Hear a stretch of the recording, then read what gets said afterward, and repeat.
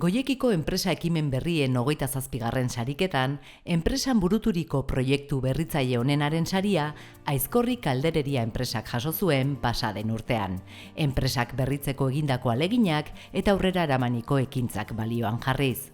Azkeneko 2-3 urtetan lan dexente egin dugu berrikuntza mailan eta erronka honetan ikusita aurrera pauso dexente eman genitula, iruditu zitzaigun momentu egokia zela lehiaketan parte hartzeko.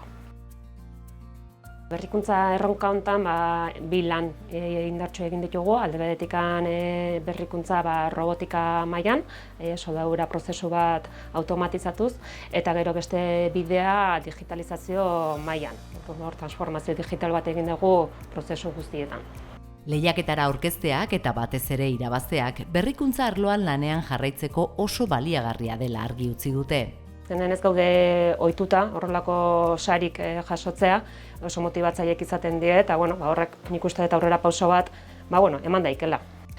Sari honek esaten du jabetzeko gehien bat bide honetik goazela, bidea hori dela, berrikuntza dela, eta gehien bat errekonozimentu pertsonala, bide osoaren errekonozimentu bat. Ekintzaile guztiei lehiaketan parte hartzeko gomendioa luzatzen die Eiderrek. Noski animatiko nituzkela, gehien bat ez dagoelako ezer galtzeko eta asko irabazteko, orduan noski baietz animatuko nituzke denak.